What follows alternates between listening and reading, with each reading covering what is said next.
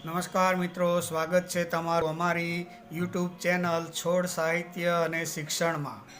હું છું પ્રોફેસર વાળા અને આપના માટે લાવ્યો છું ગરમીમાં રાહત આપતી કેટલીક ઉપયોગી માહિતી. હા મિત્રો, આપ સૌ જાણો છો કે હવેનો ઉનાળો ખૂબ ગરમ ઉનાળો બની રહ્યો છે.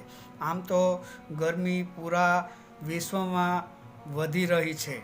ભારતમાં અને ખાસ કરીને ગુજરાતના મોટાભાગના વિસ્તારોમાં 40°થી 47° સેલ્સિયસ જેટલું તાપમાન જોવા મળે છે, જે માનવ શરીર કે દરેક જીવ માટે નુકસાનકારક બની રહે છે.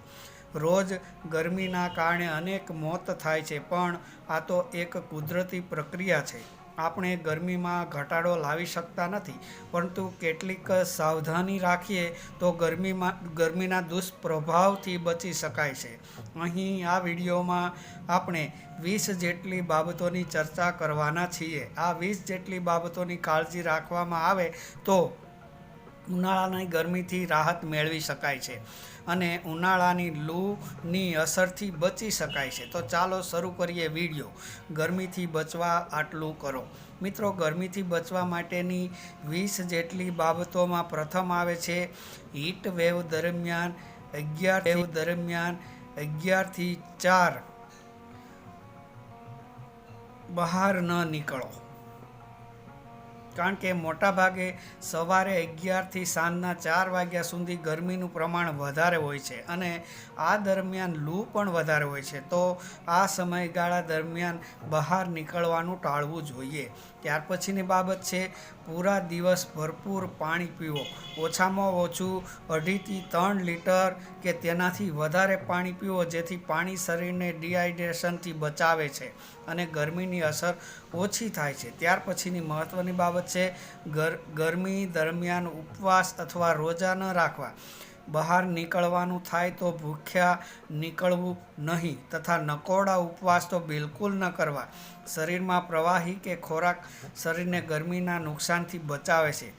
ત્યાર પછીની બાબત છે ગરમીમાં સફેદ, સુતરાઉ અને ખુલતા કપડાં પહેરવા.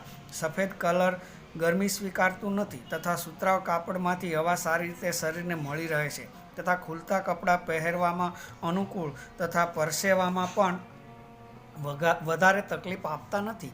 આથી ગરમીના દિવસો દરમિયાન સફેદ, સુતરાઉ અને ખુલતા કપડાં પહેરવા જોઈએ. ત્યાર પછીની બાબત છે ગરમીમાં બહાર નીકળો કે તાપમાં જાઓ તો છત્રી, ટોપી કે સ્કાર્ફનો ઉપયોગ કરો. બની શકે તો ટોપી નીચે ભીનો રૂમાલ રાખો, જે માથાને ઠંડુ રાખશે અને મગજને ગરમી લાગવા દેશે નહીં. ત્યાર પછીની મહત્ત્વની બાબત છે ગરમીમાં ઠંડક માટે લીંબુ પાણી, મોળી છાશ કે નાળિયેર પાણીનો ઉપયોગ કરવો જોઈએ. આ ત્રણેય વસ્તુઓ શરીરને અંદરથી ઠંડુ રાખવાનું કામ કરે છે. એટલે ઉનાળાના અને ગરમીના દિવસોમાં લીંબુ પાણી, મોળી છાશ અને નાળિયેર પાણીનો ઉપયોગ કરવો જોઈએ.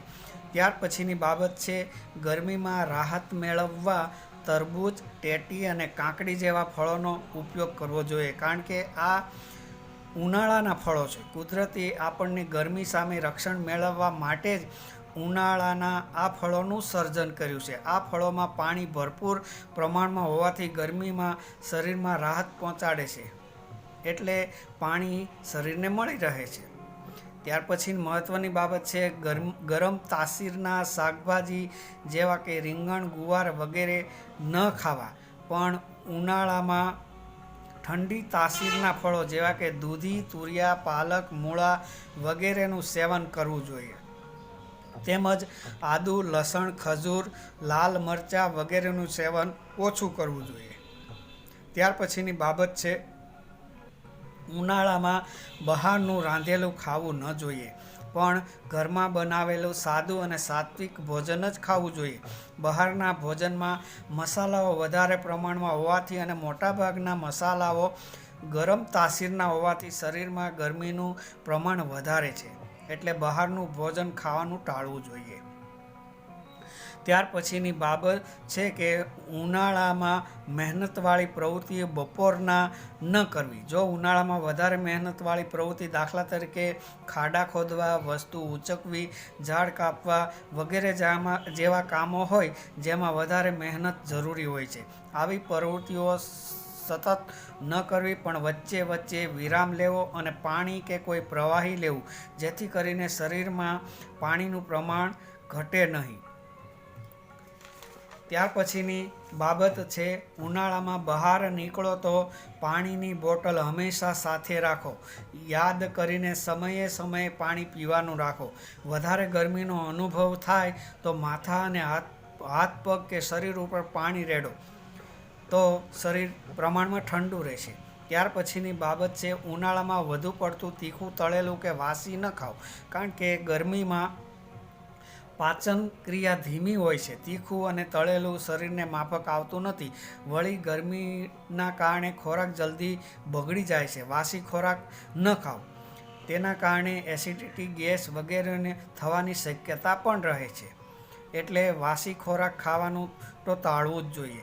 ત્યાર પછીની બાબત છે, ઉનાળામાં ચા, કોફી કે કોલ્ડ્રિંક્સ પર નિયંત્રણ રાખો, કારણ કે ચા, કોફી એ તાસીરમાં ગરમ હોય છે, એટલે તેનું સેવન શરીરમાં વધારે ગરમી ઉત્પન્ન કરે છે, જ્યારે કોલ્ડ્રિંક્સ શરીરને માફક આવતું નથી. આથી આ 3 વસ્તુનું સેવન ઉનાળામાં ઓછું કરવું જોઈએ. ત્યાર પછીની બાબત છે, ઉનાળામાં કોઈ પણ કામ કરવાનું આવે તો સતત કામ ન કરવું, પણ શરીરમાં થાક જેવું લાગે તો વચ્ચે વચ્ચે થોડો વિરામ લેવો લાભકારક છે. ત્યાર પછીની બાબત છે, નાના બાળકો, સગર્ભા સ્ત્રીઓ અને વૃદ્ધોની કાળજી લેવી. નાના બાળકો કોમળ હોય છે, એટલે તેને ગરમીની અસર જલ્દી થાય છે, જ્યારે સગર્ભા સ્ત્રીમાં 2 જીવ હોય છે, એટલે બંનેને ગરમી જલ્દી લાગી જાય છે, તથા વૃદ્ધોની ઉંમર પ્રમાણે રોગપ્રતિકારક શક્તિ પ્રમાણમાં ઓછી હોય છે, સહન શક્તિ પણ ઓછી હોય છે, એટલે તેમને પણ ગરમી વધારે ઝડપથી લાગે છે. એટલે ગરમી દરમિયાન આ 3 વ્યક્તિઓની કાળજી રાખવી જોઈએ. ત્યાર પછીની બાબત છે, એસીમાંથી સીધા ગરમ વાતાવરણમાં ન જવું. આજે ઉનાળામાં મોટાભાગના લોકો ગરમીના પ્રકોપથી બચવા એસીનો ઉપયોગ કરે છે, પરંતુ એસીમાંથી જ્યારે સીધા ગરમ વાતાવરણમાં આવવાનું થાય ત્યારે નસકોરી ફૂટવી, સ્ટ્રોક કે એટેક આવવાની શક્યતા રહે છે. એટલે બની શકે તો એસીમાંથી ગરમ વાતાવરણમાં આવવાનું ટાળવું જોઈએ. ત્યાર પછીની બાબત છે, બની શકે તો પગને મીઠાવાળા ઠંડા પાણીમાં 10 મિનિટ માટે બોળી રાખવા. ખાસ કરીને ગરમીમાંથી આવ્યા હોઈએ ત્યારે પગને મીઠાના પાણીમાં બોળવાથી પગ દ્વારા ઠંડક પૂરા શરીરમાં પહોંચે છે.